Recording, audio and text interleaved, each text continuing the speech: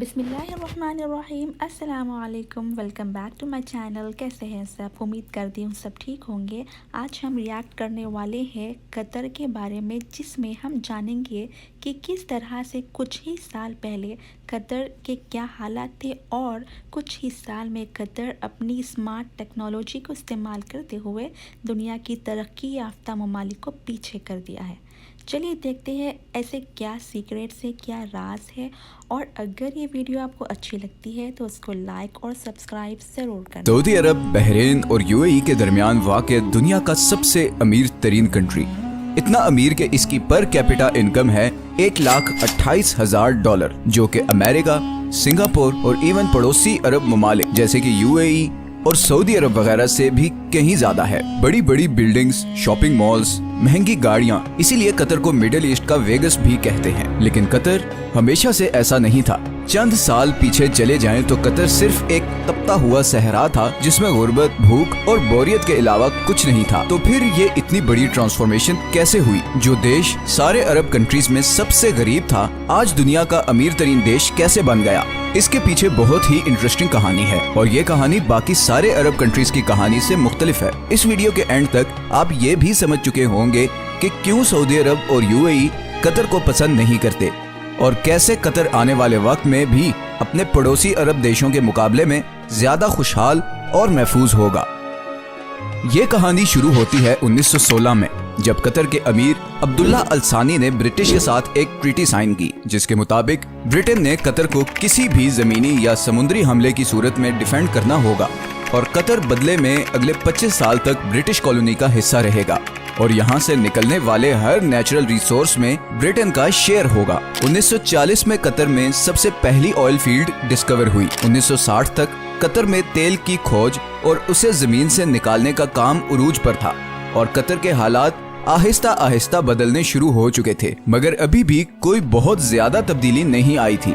لیکن پھر 1970 میں شیل آئل کمپنی نے اس کنٹری کا سب سے بڑا خزانہ دریافت کر لیا، نارتھ فیلڈ، دنیا کی سب سے بڑی نیچرل گیس فیلڈ۔ لیکن اس زمانے میں گیس کوئی بہت زیادہ پروفیٹیبل نہیں تھی، اور اس کی وجہ یہ تھی کہ گیس کو صرف پائپ لائنز کے ذریعے ہی کسی دوسری جگہ بھیجا جا سکتا تھا، اور قطر گیس استعمال کرنے والے دیشوں سے اتنا دور تھا کہ وہاں تک پائپ لائن پہنچانا تقریباً ناممکن تھا۔ اسی وجہ سے شیل کمپنی بھی یہ گیس فیلڈ ڈسکور کر کے بھول گئی، اور یہ ڈسکوری آفیشل ڈاکومنٹس میں ہی دب گئی۔ 1971 میں قطر کو برٹن سے آزادی مل گئی، اور وہ ایک آزاد ملک بن گیا۔ آزادی ملنے کے باوجود اگلے 25 سالوں میں بھی قطر کے حالات کوئی خاص نہیں بدلے، اور پھر آیا 1995، جب کراؤن پرنس حماد بن خلیفہ الثانی نے بغاوت کر کے اپنے ہی باپ کی حکومت کا تختہ الٹ دیا اور قطر کا امیر بن گیا۔ نئے امیر کا ایک ہی فوکس تھا، اور وہ تھا گیس۔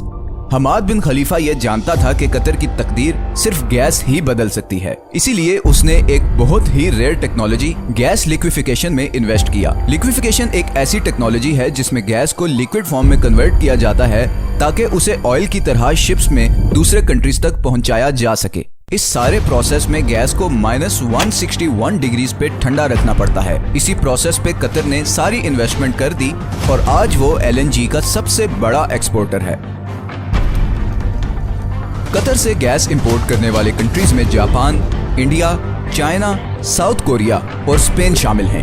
بلینز آف ڈالرز قطر میں آنا شروع ہو گئے، لیکن قطر کی تقدیر بدلنے کی ایکویشن میں تو یہ صرف ایک چھوٹا سا حصہ تھا، کیونکہ نیچرل ریسورسز تو بہت سی کنٹریز کے پاس ہوتے ہیں، انہیں ایکسپلائٹ بھی بہت سی کنٹریز کر لیتے ہیں، مگر اصل مسئلہ آتا ہے ان ریسورسز سے آنے والے پیسے کو صحیح استعمال کرنے کا، ورنہ وینیزویلا اور انگولا کا انجام ہمارے سامنے ہے۔ یہی وہ جگہ ہے جہاں قطر باقی تمام کنٹریز پر بازی لے گیا۔ قطر نے 2005 میں قطر انویسٹمنٹ اتھارٹی کے نام سے ایک کمپنی بنائی، جس کا مقصد تھا تیل اور گیس سے آنے والے پیسے کو پوری دنیا میں انویسٹ کرنا، اور اسی لیے آج دنیا کے ہر بڑے ملک اور ہر بڑی کمپنی میں آپ کو قطری انویسٹمنٹ نظر آئے گی، چاہے وہ لنڈن کے بڑے ہوٹلز، آفیسز اور اپارٹمنٹ بلڈنگز ہوں، امریکہ کے بڑے بڑے آفیسز ہوں، یا پھر ملٹی نیشنلز جیسے کہ Volkswagen, Barclays bank, Shell, Tiffany and co, یا پھر روسنیٹ، رشیا کی سب سے بڑی آئل کمپنی۔ ان تمام کنٹریز اور کمپنیز میں قطر کی ہیوی انویسٹمنٹس ہیں، لیکن یہ بھی قطر کی ٹوٹل انویسٹمنٹس کا ایک چھوٹا سا حصہ ہے۔ اس کے علاوہ قطر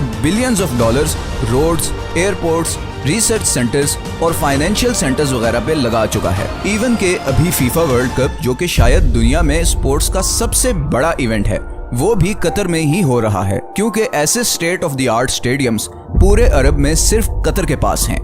इन सारी इन्वेस्टमेंट्स का मकसद है ऑयल और गैस के ऑल्टरनेट इनकम सोर्सेज क्रिएट करना। अब ये तो थी कतर की इकोनॉमिक साइड।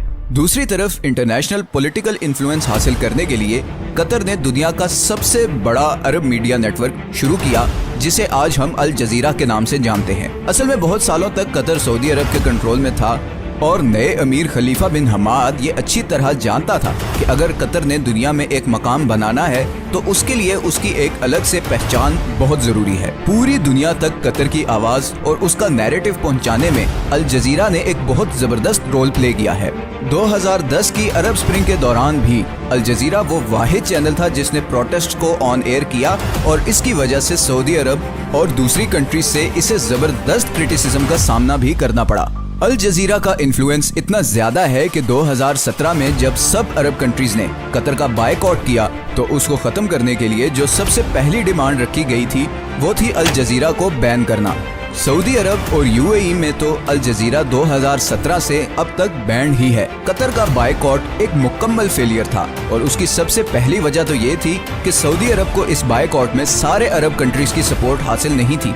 इवन कुवैत और ओमान भी इस बायकॉट का हिस्सा नहीं बने। दूसरा, कतर के ईरान और तुर्की से भी बहुत अच्छे ताल्लुकात हैं, जिसकी वजह से गो के सऊदी अरब और यूएई कतर से काफी नाराज हैं, मगर इंटरनेशनली सारे कंट्रीज कतर को एक न्यूट्रल स्टेट समझते हैं और इसीलिए पूरी दुनिया में सिवाय 6 कंट्रीज के किसी ने भी इस बायकॉट को सपोर्ट नहीं किया। कतर को गैस की वजह से एक और फ्यूचर एडवांटेज भी मिला है।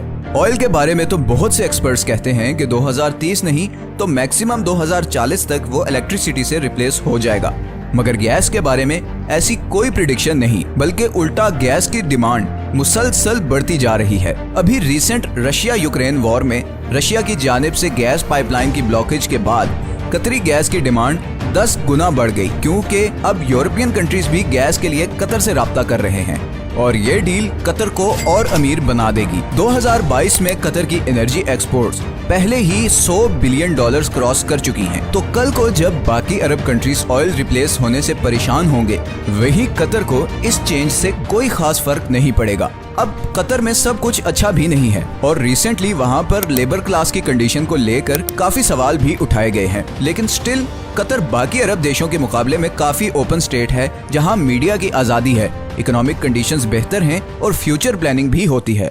आखिर में हम आते हैं उस खित्ते की तरफ जो शायद नेचुरल रिसोर्सेज से मालामाल है, मगर पॉलिटिकल डिफरेंसेस, करप्शन और रिलीजियस एक्सट्रीमिज्म की वजह से इस वक्त गुर्बत, भूख और बदअमनी का शिकार है।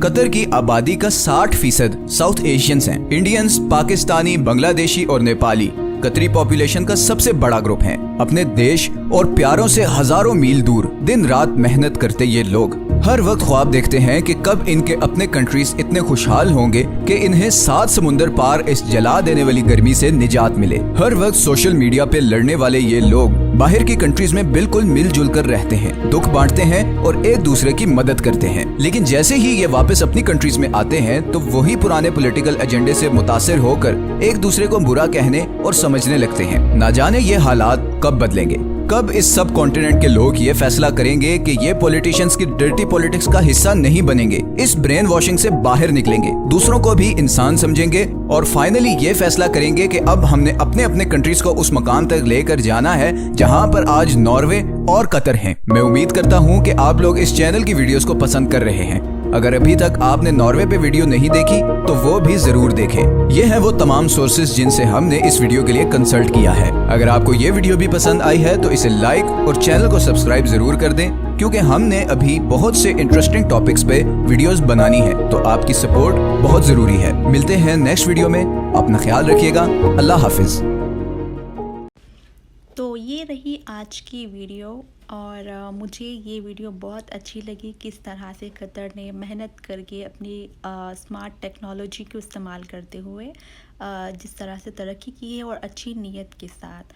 तो मैं यहाँ पर एक बात बताना चाहूँगी कि اگر انڈیا پاکستان کی بات کریں تو اللہ نے انڈیا پاکستان کو بھی بہت سارے سورسز سے نوازا ہے، لیکن اگر نیک نیت اور واقعی قوم کی ترقی کے لیے کچھ کرنا ہو تو اس کا صحیح استعمال کیا جا سکتا ہے، ورنہ اس کا جو ہے صرف مس یوز ہی ہوتا رہے گا۔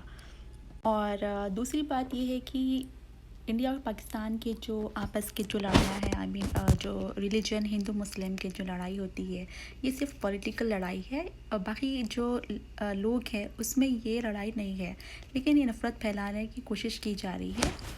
لیکن میجورٹی میں جو ہے نا، لوگ ایک دوسرے سے محبت کرتے ہیں اور رسپیکٹ کرتے ہیں۔ اور آخر میں یہی بتانا چاہوں گی کہ نیک نیت اور محنت کے ساتھ ہی ملک اور قوم کی ترقی ہو سکتی ہے۔ باقی گائز، آپ لوگوں کو یہ ویڈیو کیسی لگی مجھے کامنٹ سیکشن میں ضرور بتانا، اور ملتے ہیں اگلی ویڈیو میں۔ اللہ حافظ، السلام علیکم۔